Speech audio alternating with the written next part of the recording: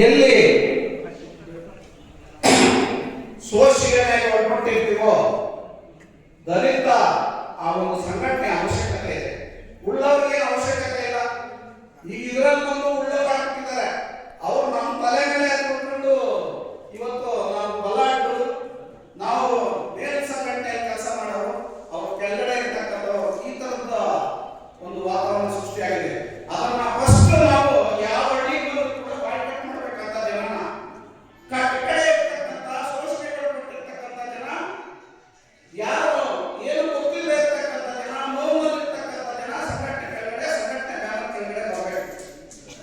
ಅದಕ್ಕೆ ಎಲ್ಲ ಈಗ ಬಂದಿರತಕ್ಕಂಥ ಎಲ್ಲ ಕಾರ್ಯಕರ್ತರ ಮುಂದೆ ನಾನು ಹೇಳೋದು, ನಿಷ್ಠಾವಂತರಾಗಿ ನಮ್ಮ ಸಂಘಟನೆಯನ್ನ ಬಲವಾಗಿ ಸಂಘಟನೆ ಕಟ್ಟಬೇಕು. ಯಾವ ತರ ಕಟ್ಟಬೇಕು? ಎಲ್ಲೋ ಒಂದ್ ಕಡೆ ಕಟ್ಟಕಡೆಯಲ್ಲಿ ನನ್ನ ಅಣ್ಣತಮ್ಮನ ತೊಂದರೆ ಆಗಿದೆ ಅಂದ್ರೆ ನಾವೆಲ್ಲರೂ ಕೂಡ ಒಗ್ಗಟ್ಟಾಗಿ ಆ ತೊಂದರೆಗೆ ಇನ್ವಾಲ್ವ್ ಆಗಬೇಕು.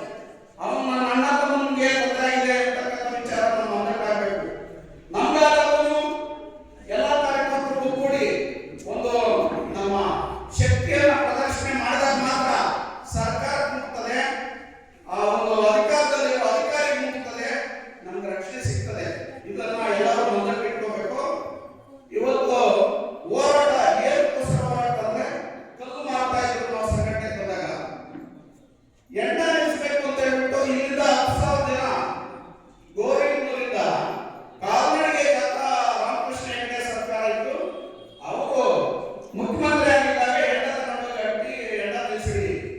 ಪ್ರತಿ ಕಾಲೋನಿನಲ್ಲಿ ವರ್ಷಕ್ಕೊಂದ್ಸರಿ ಲೆಕ್ಕ ಮಾಡಿದ್ರೆ 1000 ಜನ ಸಾಯ್ತಾ ಇದ್ದಾರೆ. ಒಂದು ತಾಲೂಕಲ್ಲಿ 1000 ಜನ ಸಾಯ್ತಾ ಇದ್ದಾರೆ. ಈ ಒಂದು ರೋಡ್ಗೆ ಒಂದು ವಸತಿ ಶಾಲೆ ಬೇಕು, ನಮ್ಮ ಮಕ್ಕಳಿಗೆ ವಿದ್ಯಾಭ್ಯಾಸ ಕೊಡಿ. ನೋಡಿ ಯಾವ ತರ ಹೋರಾಟಕ್ಕೆ ದಾರಿ ಸಿಕ್ತು ನಮಗೆ. ಎಸ್.ಸಿ.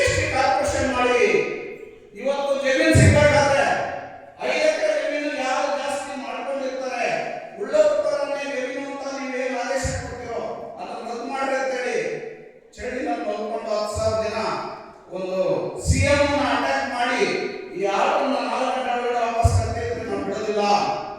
ಈ ಒಂದು ಡಿಮ್ಯಾಂಡ್ ಅನ್ನ ಮಾಡಬೇಕಿದ್ರೆ ಇವತ್ತು ಅರ್ಜನರಿಗೆ ಯಾರು ಜಮೀನು ಸಿಗ್ತಾ ಇಲ್ಲ.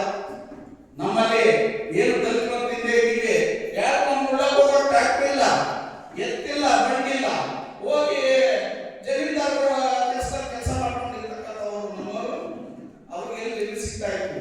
ಇವತ್ತು ಸಿಗ್ಬೇಕಾದ್ರೆ ಆ ಹೋರಾಟಕ್ಕೆ ಕಾರಣ ಕಾಲಾವಕಾಶ ಕಮ್ಮಿ ಇದೆ. ಇವತ್ತಿನಿಂದ ಹೊಸ ಚಿಕ್ಕನ ತುಂಬಿ